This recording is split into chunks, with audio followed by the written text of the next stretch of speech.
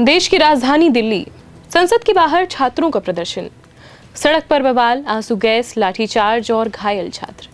दूसरी तरफ विपक्ष मोदी सरकार पर हमलावर है। कोई प्रधानमंत्री को एंटी इंडिया बता रहा है तो कोई सबसे बड़ा एंटी नेशनलिस्ट कहकर निशाना साध रहा है। आखिर छात्रों के आंदोलन पर क्यों मचा है इतना बड़ा सियासी संग्राम? कौन क्या बोल रहा है? किसने लगाए सबसे बड़े आरोप? देखिए इस रिपोर्ट में। सबसे पहले अरविंद केजरीवाल ने कल मोदी सरकार पर आरोप लगाते हुए कई बड़ी बातें कही। सबसे पहले उन्होंने प्रधानमंत्री मोदी को देश का सबसे बड़ा एंटी नेशनलिस्ट कहा कि ये लोग बच्चों को आतंकवादी कह रहे हैं, पर सबसे बड़े आतंकवादी तो खुद मोदी है। ये सब उनसे परेशान हो चुके हैं, ये पूरा देश उनसे परेशान है। और आगे उन्होंने कहा कि आखिरकार ये बच्चे आपसे मांग क्या रहे हैं? देश के प्रधानमंत्री होने के बावजूद क्या आप पेपर लीक करवाना बंद नहीं करवा सकते? इसके बाद अरविंद केजरीवाल ने कई बड़े और आरोप लगाते हुए कहा कि या तो देश का प्रधानमंत्री इतना बेबस है कि वो पेपर लीक नहीं रोक पा रहा है, या फिर इस पेपर लीक का पैसा मोदी तक भी पहुंच रहा है। इसके साथ ही उन्होंने कहा कि लोगों का कहना है कि बच्चे एंटी नेशनलिस्ट हैं और बच्चे आतंकवादी हैं, लेकिन कल सुबह जो घटना हुई वो बेहद शर्मनाक है। ये कहते हुए अरविंद केजरीवाल कहते हैं कि कल जो बच्चों को पीटा गया, उन पर आंसू गैस के गोले छोड़े गए, उनकी हड्डियां तोड़ी गई, ये तस्वीरें देखकर उनके दिल को बहुत ठेस पहुंचती है। लेकिन जैसे जैसे बच्चों के साथ मारपीट होती रही, बच्चों पर हमले होते रहे, वैसे वैसे सियासत का पारा भी गर्म होता गया। इस पर अखिलेश यादव भी सामने आए। उन्होंने कहा कि सरकार की सबसे बड़ी जिम्मेदारी है कि पेपर लीक ना हो। इसके साथ ही उन्होंने तंज कसते हुए कहा कि चंदा चोरी होने के बाद अब तक सदन में नारे लग रहे हैं। यानी उनका कहना है कि सत्ता को अपनी सियासत ज्यादा प्यारी है। साथ ही उन्होंने कल जो भी छात्रों के साथ हुआ उस पर अपनी बात रखते हुए कहा कि कल से लगातार उनके पास वीडियो आ रहे हैं जिसमें बच्चों के सिर फोड़े जा रहे, आंसू गैस के गोले छोड़े जा रहे। ऐसे तमाम वीडियो सोशल मीडिया पर अवेलेबल है। क्या सरकार को ये नहीं दिख रहा है? क्या सरकार की इच्छा के बिना ये हो जाता? क्या सरकार का इस मारपीट पर कंट्रोल नहीं है? इसके साथ ही उन्होंने कहा कि लगातार सरकार मीडिया को वहां से हटा रही है। यहां तक कि उन्होंने अमृतकाल, सबका साथ सबका विकास जैसी बातों को लेकर ये कहा कि यही सबका साथ है कि बच्चों के सर पर आप डंडा मारेंगे। वो आगे कहते हैं कि डॉक्टर्स बता रहे हैं कि कल कई बच्चे अपने खुले हुए सिर के साथ अस्पताल पहुंचे थे। साथ ही अखिलेश यादव ने आरोप लगाया कि सिर्फ उत्तर प्रदेश में ही 20 से ज्यादा पेपर लीक हुए हैं। और अब मोदी जी अपने मंत्रियों से इस्तीफा इसलिए नहीं दिलवा पा रहे हैं क्योंकि अगर इस्तीफा ले लिया तो बचे हुए राज भी बाहर आ जाएंगे। और आखिर में उन्होंने भाजपा सरकार को हिटलर से कंपेयर करते हुए कहा कि नीट में हुई धांधली की जिम्मेदारी आखिरकार कौन लेगा? लेकिन इसके बाद वो अपनी बात रखते हैं जिन्हें सुनने के लिए पूरा देश इंतजार कर रहा था।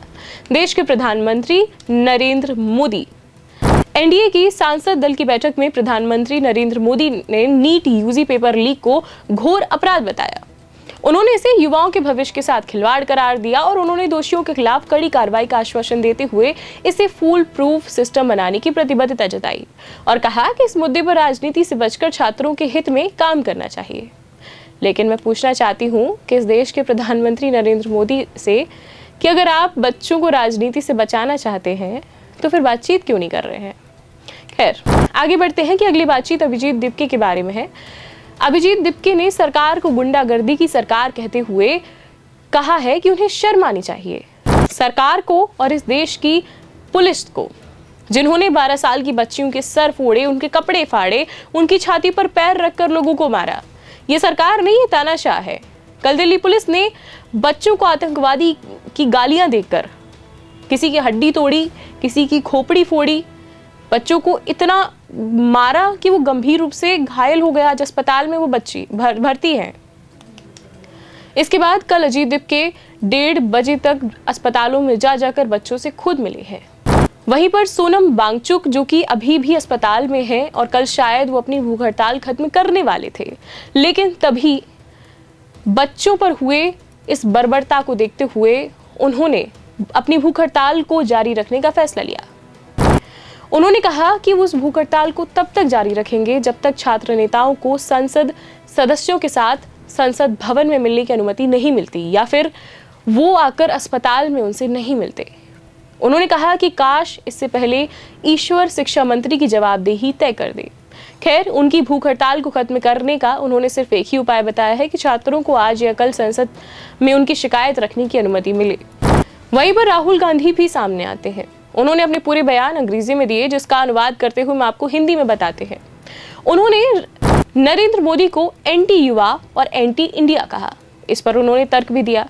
उन्होंने कहा कि सरकार एक निकम्मे, नाकाम शिक्षा मंत्री का इस्तीफा तक नहीं ले सकती है। लगभग 100 से ज्यादा पेपर लीक हो चुके हैं। 7.5 लाख बच्चे इस पर जवाब मांग रहे हैं, और जब वो बच्चे सवाल करते हैं तो उनके साथ क्या किया जाता है? उन्हें पीटा जाता है, आंसू गैस के घोले छोड़े जाते हैं, हड्डियां तोड़ दी जाती हैं।